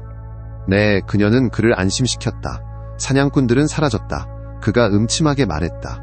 일부는 도망쳤고 다른 일부는 집으로 돌아가지 못할 것이다. 그 암시는 분명했지만 이은혜는 서효림이 자신을 보호하기 위해 살육을 저질렀다는 사실에 어떤 공포도 느끼지 않았다. 치유하려면 피가 필요하겠죠. 그녀는 흔들림 없는 목소리로 말했다. 서효림의 몸이 긴장했다. 나중에 사냥할 것이다. 지금은 그저 네가 안전한지 확인하고 싶었다. 제 피를 마시세요. 이은혜가 목을 내밀며 제안했다. 그의 눈이 커졌다가 굶주림으로 어두워졌다. 은혜, 네가 무엇을 제안하는지 모르는군. 알아요. 그녀가 주장했다. 이제 기억나요. 모든 것이요. 그들이 우리를 잡으러 왔던 밤, 불꽃, 당신을 다시 찾겠다는 저의 약속까지도요. 그녀는 그에게 더 가까이 다가서며 그들 사이의 공간을 없앴다. 그 약속을 지켰어요. 효린경. 유나라가 제 안에 당신에게 돌아왔어요. 그의 통제력이 눈에 띄게 흔들렸다. 이 상태에서 내 피를 마시면 멈추지 못할 수도 있다. 멈출 수 있을 거예요. 그녀는 절대적인 확신을 가지고 말했다. 당신은 저를 결코 해치지 않을 거예요. 그때도, 지금도 앞으로도요. 오랜 시간 동안 그들은 5세기 동안 쌓인 결정의 벼랑 끝에 서 있었다. 그리고는 절반은 항복이고 절반은 승리인 신음과 함께 서요림이 그녀를 품에 안았다. 내 사랑, 그가 그녀의 목에 속삭였다. 나의 불가능하고 영원한 사랑. 그의 송곳니가 절묘한 정확성으로 그녀의 피부를 꿰뚫었다. 순간적인 날카로운 고통에 이어 너무나 강렬한 쾌락이 밀려와 이은혜의 무릎이 꺾였다. 서요림은 그녀의 무게를 effortlessly 지탱했다. 한 팔은 그녀의 허리를 감싸고 다른 팔은 그녀의 머리를 받치며 치유에 필요한 것을 깊이 마셨다. 그 육체적이고 영적인 교감의 순간이 은혜의 현재와 유나라의 과거 사이의 마지막 장벽이 완전히 허물어졌다. 그녀는 둘 다였고 둘 다 아니었으며 수세기의 간극을 넘어 영원한 짝과 재회한 영혼이었다. 그리고 그녀는 달빛골 마을의 옛 삶으로 결코 돌아가지 않을 것임을 절대적으로 확신했다. 그녀의 앞길은 서유림과 함께 어둠 속에서든 빛 속에서든 이생에서든 어쩌면 그 너머에서든 이어져 있었다. 가을이 보석골 주위를 깊게 만들며 주변 검은 숲을 진홍색과 금색으로 물들였다. 고대의 돌벽 안에서 이은혜의 삶은 풍경만큼이나 완전히 변모했다. 서유림이 그녀의 피를 처음 마신 밤은 그들 사이의 모든 것을 바꾸어 놓았다. 그들은 이제 연인이었고 그들의 연결은 필멸자와 불멸자 사이 과거와 현재 사이의 경계를 초월했다. 매일 저녁 서효림이 해가 질 무렵 일어나면 이은혜는 대연회장이나 도서관에서 그를 기다렸다. 더 이상 그의 집의 손님이 아니라 이름만 빼고는 안주인이었다. 하지만 그들의 깊어가는 친밀함에도 불구하고 한 가지 질문은 그들 사이에 물음표로 남아있었다. 이은혜가 불멸을 선택할 것인 가서 효림이 유나라를 불멸로 만들려 했던 것처럼 자신을 변화시키도록 허락할 것인가 하는 질문이었다. 이 특별한 저녁 이은혜는 자신의 방 창가에 서 있었다. 더 이상 동쪽동이 아니라 서유림의 서쪽동 스위트룸이었다. 마지막 햇살이 하늘에서 사라지는 것을 지켜보며 그녀의 손가락은 서유림의 가장 최근 흡혈, 사흘전로 인해 거의 치유된 목에 2개의 뚫린 자국을 무의식적으로 더듬었다. 물림을 당한 경험은 마을 전설에서 속삭이던 모든 것을 넘어선 것이었다. 형언할 수 없는 행복감형적인 것에 가까운 깊은 연결감이었다. 서유림은 필요한 만큼만 마셨고 결코 그녀를 약하게 만들 만큼 마시지 않았으며 그의 포식적인 본성을 무색하게 하는 부드러움으로 항상 마셨다. 문을 살며시 두드리는 소리가 들린 후섬견 중 한 명이 은쟁반에 밀봉된 편지를 들고 들어왔다. 이게 뭐죠? 이은혜는 놀라 물었다. 성에는 결코 편지가 오지 않았다. 섬견은 그저 고개를 숙이고 물러났고 이은혜는 신비로운 서신과 함께 혼자 남겨졌다. 봉투에는 이름이 없었 고낯선 문장이 찍힌 밀랍 인장만이 있었다. 봉투를 뜯어보니 한 장의 양피지가 펼쳐졌다. 이은혜 낭작계 보석골에서의 귀하의 거주와 그 주인과의 관계에 대한 소문이 저희에게 들려왔습니다. 달빛골 마을에서는 귀하가 그날 밤 강물에 빠져 죽었다고 믿고 있지만 다른 이들은 달리 의심하고 있습니다. 창백한 주인이 익사 직전에 처녀를 데려갔다는 소문이 퍼지고 있습니다. 귀하는 심각한 위험에 처해 있습니다. 서유림경을 추격했던 사냥꾼은 혼자 행동한 것이 아닙니다. 그는 지금 달빛골에 모여드는 더 큰 세력의 선발대에 불과했으며 그 세력은 수세기 동안 그 흡혈귀 군주를 사냥해온 자의 지위를 받고 있습니다. 귀하의 생명과 그의 생명을 소중히 여긴다면 내일 정오의 북쪽 다리 옆 고대 버드나무 아래에서 저를 만나주십시오. 혼자 오십시오. 다가올 일에서 살아남기 위해 알아야 할 것을 알려드리겠습니다. 친구로부터. 이은혜는 편지를 다시 읽으며 손을 떨었다. 어떻게 전달되었을까? 성은 강력한 마법으로 보호받고 있었다.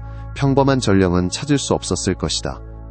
그리고 서유림과의 관계를 아는 이 신비로운 친구는 누구일까? 그녀가 이러한 질문들을 숙고하고 있을 때방 안의 공기가 변하며 서유림의 존재를 알렸고 그녀가 돌아서자 그가 문간에 서 있는 것을 보았다. 언제나처럼 그의 모습은 그녀의 숨을 멈게 했다.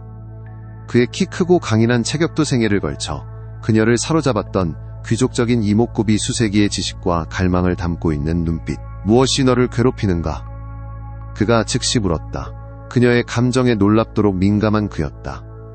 그녀는 말없이 그에게 편지를 건넸다. 그가 편지를 읽자 그의 표정이 어두워졌고 그의 가슴에서 낮은 으르렁거림이 터져나왔다. 덫이다. 그가 선언하며 양피지를 주먹으로 구겨버렸다. 확실히 그럴 수도 있겠죠. 이은혜가 동의했다. 하지만 아니라면요? 누군가 진정으로 우리를 돕고 싶어 한다면요? 서유림은 고개를 저었다. 이성 밖에서 우리의 관계를 아는 자는 우리에게 해를 끼치려는 자들 뿐이다. 이 주전의 공격은 시작에 불과했지. 나는 항상 이것을 알고 있었다. 무엇을 알고 있었다는 거죠? 이은혜가 재촉했다. 서유림은 한숨을 쉬며 창가로 가서 어두워지는 숲을 응시했다. 다른 사냥꾼들과는 다른 한 남자가 있다.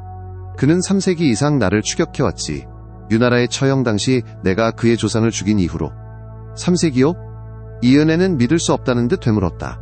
어떻게 그게 가능하죠? 그의 가문은 대대로 복수심을 이어왔다. 서효림이 설명했다. 아버지에게서 아들로 각각은 태어날 때부터 단 하나의 목적, 즉 나를 파괴하기 위해 훈련받았지. 그들은 스스로를 은빛 퇴마사단이라고 부른다. 각 사냥꾼은 이페시의 창시자의 이름을 계승한다. 그들은 단지 광신도가 아니다. 숙련되고 체계적이며 무자비하게 끈질기지. 그럼 당신은 이 강재민이 지금 달빛골에 있다고 믿는 건가요? 이 편지가 사실이라면. 그렇다. 서유림은 그녀를 향해 돌아서며 심각한 표정을 지었다. 그렇기에 너는 이 자칭 친구를 만날 수 없다. 그것은 거의 확실히 너를 내 보호로부터 유인하려는 계략일 것이다. 이은혜는 침대 끝에 앉아 생각에 잠겼다. 하지만 사냥꾼들이 달빛골에 모이고 있다면 우리는 그들의 계획과 수를 알아야 해요. 이것이 우리가 준비할 수 있는 유일한 기회일지도 몰라요. 위험이 너무 크다. 서유림이 주장했다. 나는 강물에 빠져 너를 한 번 잃을 뻔했다. 사냥꾼들의 칼날에 너를 다시 잃을 위험을 감수하지 않을 것이다. 유나라의 기억 섬광이 이은혜의 마음속에 떠올랐다. 말뚝에 묶여 무력하게 서유림이 사슬에 묶여 고통받는 것을 지켜보던 기억. 그리고 당신이 혼자 위험에 처하는 동안 가만히 있지 않을 거예요. 그녀가 반박했다. 다시는요. 그들의 눈은 침묵의 의지 싸움 속에서 마주쳤다. 잠시 후 서유림의 어깨가 약간 처졌다. 너는 5세기 전이나 지금이나 똑같이 고집스럽군. 그가 중얼거렸다. 그의 입가에는 마지못한 미소가 걸렸다. 어떤 것들은 죽음을 초월하는군요. 이은혜가 대답하며 그에게 다가섰다. 그녀는 그의 가슴에 손을 얹고 그의 불멸의 심장이 느리고 강력하게 뛰는 것을 느꼈다. 제가 이 일을 하게 해주세요. 조심할게요. 서유림이 자신의 손으로 그녀의 손을 덮었다. 내가 너와 동행하겠다. 편지에는 특히 그러지 말라고 경고했어요. 그녀가 말을 잘랐다. 만약 함정이라면 당신의 존재는 즉시 함정을 작동시킬 거예요. 하지만 평범한 마을 소녀가 그 지역으로 돌아가는 것은 경고를 울리지 않을 수도 있어요. 결코 평범하지 않다네. 사랑 서유림이 부드럽게 말했다. 그리고 너는 더 이상 마을 소녀처럼 보이지 않는다. 나와 함께한 시간이 너를 변화시켰다. 그것은 사실이었다. 몇 주간의 적절한 영양 섭취 고급스러운 의복 그리고 서유림의 세심한 보살핌은 이은혜를 변화시켰다. 그녀의 몸매는 더욱 풍만해졌고 피부는 빛나는 광채를 띠게 되었으며 그녀의 자세는 무의식적으로 전생의 귀족적인 자세를 닮아가고 있었다. 변장할 수 있어요. 그녀가 주장했다. 제 낡은 옷을 입고 얼굴을 조금 더럽히면 돼요. 아무도 마을 근처를 걷는 농민 소녀를 2번 쳐다보지 않을 거예요. 서유림은 잠시 동안 침묵하며 선택지를 저울질했다. 마침내 그는 한숨을 쉬었다. 네가 가는 것을 금지하지 않겠다. 너에게 명령할 권리는 없지만 너를 무방비 상태로 보내지도 않을 것이다. 그가 캐비닛으로 가서 가죽 칼집에 든 작고 화려한 단검을 꺼냈다. 은이다. 그가 설명하며 그녀에게 건넸다. 수세기 전 고승에게 축성받은 것으로 흡혈귀와 인간 모두에게 해를 끼칠 수 있다. 이은혜는 그 무기를 받아들였고 그 무게에 놀랐다. 당신을 죽일 수도 있는 칼을 저에게 주는군요. 나는 너를 믿는다. 그가 간단히 말했다. 그리고 이것은 네가 덜 명예로운 의도를 가진 내 종족 중 한 명을 만났을 때 생명을 구할 수도 있을 것이다. 고마워요. 그녀는 그의 신뢰에 감동하여 속삭였다. 서유림의 표정은 여전히 근심으로 가득했다. 더 있다. 네가 기어이 가겠다면 내가 너에게 제공해야 할 것이 있다. 어떤 칼날보다 더 큰 보호수단이지. 무슨 뜻이에요? 내 피다. 그가 낮고 강렬한 목소리로 말했다. 네가 내가 너에게서 마셨듯이 내 피를 마시면 우리 사이에 유대가 생길 것이다. 너는 인간으로 남겠지만 더 강하고 빠르고 회복력이 좋아질 것이다. 그리고 나는 우리가 아무리 멀리 떨어져 있어도 네가 치명적인 위험에 처했을 때 감지할 수 있을 것이다. 이은혜의 심장이 빠르게 뛰었다. 피의 유대요? 그렇다. 내 종족 사이에서는 그것은 필멸자에게는 거의 주어지지 않는 깊은 친밀감의 행위다. 그의 눈이 그녀의 눈을 살폈다. 그것은 너를 변화시킬 것이다. 은혜. 흡혈귀는 아니겠지만 더 이상 완전히 인간도 아닐 것이다. 그 함의는 엄청났다. 이것은 완전한 변모는 아니었지만 그를 향한 한 걸음이었다. 필멸자와 불멸자 사이의 경계 상태였다. 영구적인가요? 아니다. 서유림이 그녀를 안심시켰다. 정기적인 교환이 없으면 몇 달 안에 효과는 사라질 것이다. 진정한 변환과는 다르다. 이은혜는 잠시 생각한 후 고개를 끄덕였다. 해주세요. 우리를 묶어주세요. 안도감과 욕망이 서유림의 얼굴에 스쳤다. 그가 그녀를 침대로 이끌었고 그녀 옆에 앉았다. 날카로운 손톱으로 그는 자신의 손목에 선을 그었고 검은 피가 즉시 솟아오를 만큼 깊었다. 마시시오. 그가 그녀의 입술에 손목을 내밀며 재촉했다. 너무 많이 말고 몇 모금만. 이은혜는 잠시 망설이다가 그 상처에 입술을 대었다. 서유림의 피를 처음 맛본 것은 충격적이었다. 금속성이면서도 달콤했고 최고급 브랜디처럼 목구멍을 타고 흐르며 뜨겁게 타올랐다. 즉시 뜨거운 열기가 온몸을 휩쓸었고 이어서 의식이 정상적인 경계를 넘어 확장되는 듯한 느낌이 들었다. 세 모금을 깊이 마시자서 효림은 부드럽게 손목을 거두었고 상처는 그녀의 눈앞에서 아물어갔다. 상처 가장자리가 봉합되어 희미한 선만 남을 때까지 어떻게 느끼는가? 그가 그녀를 주의 깊게 지켜보며 물었다. 이은혜는 자신의 몸을 살폈고 이미 나타나고 있는 변화에 놀랐다. 시야는 더욱 선명해진 듯 했고 색깔은 더욱 생생했다. 밖의 숲에서 나뭇잎이 바스락거리는 소리가 원초적인 선명함으로 들렸다. 가장 놀라운 것은 그녀가 서유림의 존재를 감지할 수 있었다는 것이었다. 육체적으로 뿐만 아니라 영적으로 도그들을 함께 묶는 황금빛 연결의 실이었다. 비범하군요. 그녀는 숨을 내쉬었다. 항상 이런 식으로 세상을 경험하나요? 내 감각은 훨씬 더 예민하다. 그가 말했다. 하지만 그렇다. 이것이 불멸의 인식을 맛보는 것이다. 그가 그녀의 얼굴을 만졌고 그의 표정은 엄숙했다. 피의 유대는 흡혈귀들 사이에서 신성하다. 은혜. 오늘 밤 우리가 한 일은 내 세상에서 의도의 선언즉 너를 나의 영원한 동반자로 만드는 단계로 여겨질 것이다. 그의 말의 무게가 망토처럼 그녀를 감쌌다. 당신이 원하는 건가요? 제가 결국 당신처럼 되는 것을요? 내가 원하는 것은 네가 안전하고 행복한 것이다. 서효림이 조심스럽게 대답했다. 필멸자로든 불멸자로든 인간의 수명 동안이든 영원이든 선택은 너의 것이어야 하며 자유롭게 이루어져야 한다. 이은혜는 앞으로 몸을 기울여 그의 이마에 자신의 이마를 맞대었다. 저는 한 번 당신을 위해 죽었어요. 그녀는 속삭였다. 수세기를 건너 다시 당신을 찾았어요. 내일 무슨 일이 일어나든 제 마음은 이미 선택을 했다는 것을 알아주세요. 서유림은 그녀를 품에 안았고 그녀가 한없이 소중한 존재인 양 안았다. 그럼 내게 돌아오라. 그가 그녀의 머리카락에 속삭였다. 이 신비로운 친구가 무엇을 밝히든 어떤 위험이 닥치든 돌아오겠다고 약속해라. 약속할게요. 이은혜는 피와 운명의 맛이 나는 키스로 자신의 말을 봉인했다. 밤이 보석골 주위를 깊게 만들면서 그들은 새로운 피의 유대에 휩싸여 서로의 포옹 속에서 자신을 잃었다. 그들의 사랑은 그들 사이의 새로운 피의 유대로 충전되었다. 나중에 이은혜가 서유림의 품에서 잠이 들었을 때 그녀는 기묘한 확신을 느꼈다. 내일 모든 것이 좋든 나쁘든 변할 것이다. 달빛골 마을에서는 사냥꾼들이 모여 계획을 세우고 있었다. 그리고 어딘가에 오래된 버드나무 아래에서 신비로운 동맹이거나 적이 기다리고 있었다. 고대 버드나무는 북쪽 다리 옆에 파수꾼처럼 서 있어 고드리워진 가지들은 가을바람에 바스락거리는 노끈빛 잎사귀 커튼을 만들었다. 이은혜는 조심스럽게 다가섰고 심장은 가슴 속에서 요동쳤다. 서유림의 피로 얻은 초자연적인 평온함에도 불구하고 그녀는 계획대로 변장했다. 낡은 소지품에서 꺼낸 해진 드레스달은 숄 단순하게 묶은 머리새로운 광채를 죽이기 위해 얼굴에 흙을 묻혔다. 드레스 주머니 속에서 그녀의 손가락은 서유림이 준 은 단검을 움켜쥐었다. 피의 유대를 통해 그녀는 그가 가까이 있음을 느낄 수 있었다. 약속된 만남의 장소는 아니었지만 그녀가 필요할 때 도달할 수 있는 범위 안에 있었다. 그의 존재는 그녀의 의식 가장자리에서 따뜻한 맥박처럼 느껴졌고 거리에도 불구하고 안심을 주었다. 아래 계곡에는 달빛골 마을이 보였다. 굴뚝에서 연기가 피어오르고 건물 사이로 개미처럼 움직이는 사람들이 보였다. 불과 몇 주 전까지만 해도 그녀가 그들 중 한 명이었고 전생이나 불멸의 연인에 대해 알지 못한 채 살기 위해 애쓰던 평범한 재봉사였다는 것이 불가능하게 느껴졌다. 정오가 다가오도록 이은혜는 신비로운 연락원의 흔적을 찾을 수 없었다. 결국 함정이었을까 아니면 잔인한 농담이었을까. 혼자 왔군.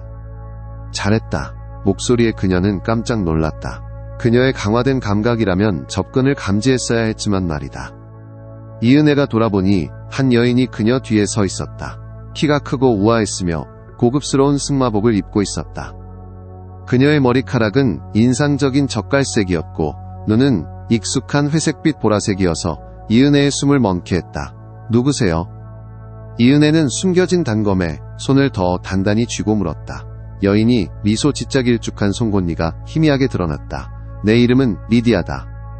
서유림 경의 창조자이자 모든 면에서 나의 아버지인 분을 알고 있을 거라 믿는다. 당신이 효림 경의 딸이라고요. 이은혜는 믿을 수 없다는 듯 더듬거렸다. 그는 내가 여기에 있는 것을 모른다. 리디아가 말을 잘랐다. 그리고 알았더라도 꼴능하지 않을 것이다.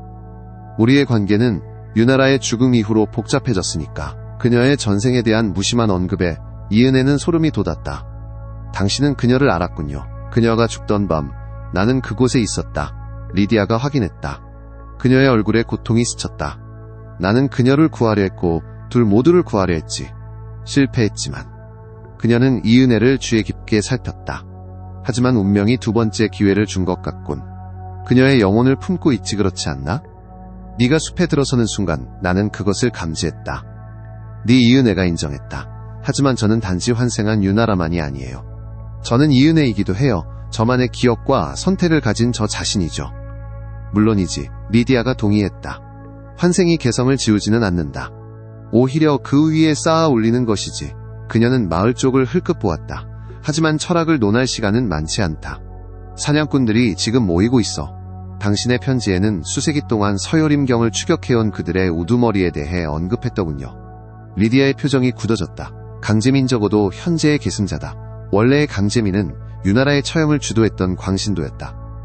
서유림경은 복수심에 그를 죽였지만 강재민의 아들은 아버지의 죽음을 목격하고 추격을 계속하겠다고 맹세했지. 가문의 복수극이군요. 이은혜가 중얼거렸다. 서유림의 설명을 떠올리며. 그 이상이다. 리디아가 정정했다. 대대로 이어지는 성스러운 사명이지. 새로운 강재민은 어릴 때부터 흡혈귀 전설과 전투를 훈련받는다. 그들은 만만치 않은 상대들이지. 그리고 이번 강재민그의 가문 12대째 계승자는 가장 위험한 존재다.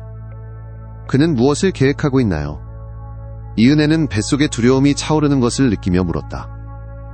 내일 새벽 보석과를 습격할 것이다. 리디아가 밝혔다. 그는 지역 전역에서 24명의 사냥꾼을 모았다. 축성된 무기와 고대의 마법으로 성의 방어를 무너뜨릴 계획이지.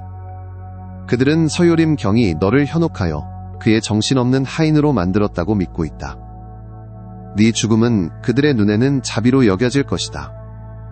이은혜의 손이 목으로 날아갔다. 서유림의 흡혈 자국이 숄 아래에 숨겨져 있었다. 이 모든 것을 어떻게 아는 거죠? 나만의 정보망이 있지. 리디아가 수수께끼 같은 미소를 지으며 말했다. 모든 인간이 우리 종족을 두려워하는 것은 아니다. 어떤 이들은 보호나 다른 이득을 위해 기꺼이 우리를 섬긴다. 이은혜에게 한 생각이 떠올랐다. 왜 우리에게 경고하는 거죠? 효림경은 당신과 소원했다고 하던데. 고통이 리디아의 불멸의 얼굴에 스쳤다.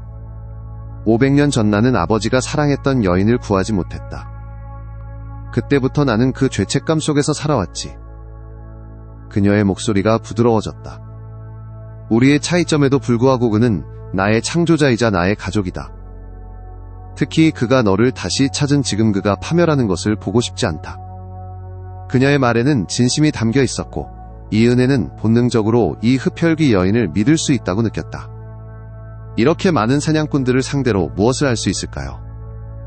싸우거나 도망치거나 리디아가 간단히 말했다. 보석골은 1000년 동안 서 있었지만 이번 습격을 견뎌내지 못할 수도 있다.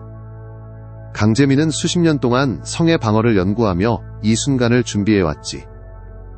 이은혜는 선택지들을 고려했다. 서요림의 피 덕분에 그녀의 마음은 새로운 명료함으로 작동하고 있었다. 세 번째 선택지가 있어요. 그녀가 천천히 말했다. 사냥꾼들이 예상하지 못할 선택지죠. 리디아가 눈썹을 치켜떴다. 듣고 있다. 제가 마을로 돌아갈게요.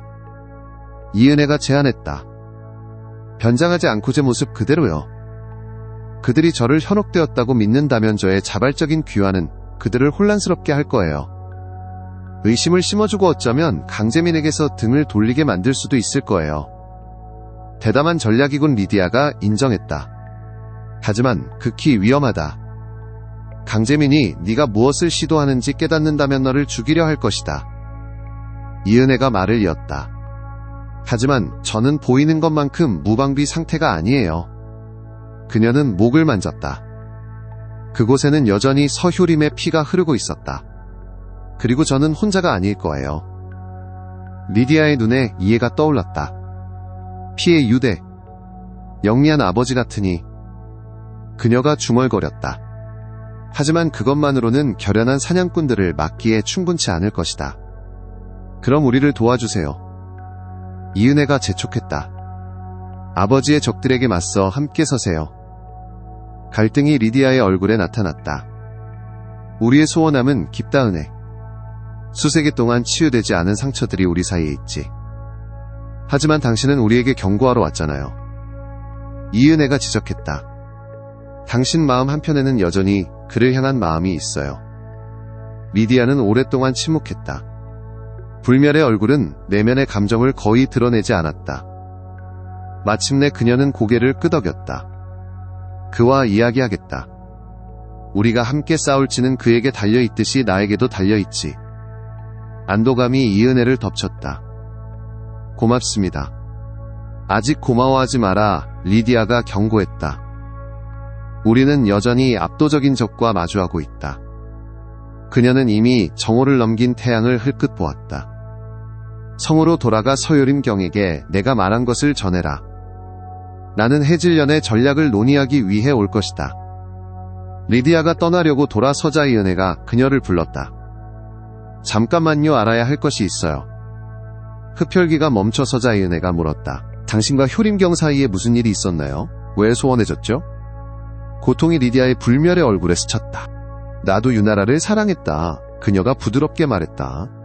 그가 그랬던 것처럼은 아니지만 자매처럼, 친구처럼. 사냥꾼들이 왔을 때 나는 성에 없었다. 그녀를 구하기에는 너무 늦게 돌아왔지만 아버지의 복수를 볼 시간은 있었지. 그녀의 목소리가 굳어졌다. 그는 그들 모두를 학살했다. 그녀를 불태운 광신도들 뿐만 아니라 그저 지켜보고만 있던 마을 사람들까지도. 여자, 아이, 노인, 그 누구도 그의 슬픔에 찬 분노를 피할 수 없었다. 공포가 이은혜를 휩쓸었다. 효림경이 그렇게 했다고요? 슬픔은 가장 고귀한 마음까지도 변화시킨다. 리디아가 말했다. 나는 그의 잔인함을 용서할 수 없었다. 그는 유나라가 보호가 필요했을 때 나의 부재를 용서할 수 없었지. 우리는 수세기 동안 서로 주의를 맴돌았고 어느 쪽도 그 균열을 치유할 수 없었다. 그녀의 눈이 갑작스러운 강렬함으로 이은혜에게 고정되었다. 어쩌면 네 귀환은 하나 이상의 깨진 유대를 고치기 위한 것일지도 모르지. 그 수수께끼 같은 말을 남기고 리디아는 버드나무 그림자 속으로 뒷걸음질 치더니 그대로 사라졌다. 황혼이 보석골에 내려앉았을 때 이은혜는 리디아와의 만남을 이야기하는 것을 마쳤다. 서요림은 서재 창가에 서서 긴장으로 굳은 옆모습으로 두 손을 등 뒤로 맞잡고 있었다.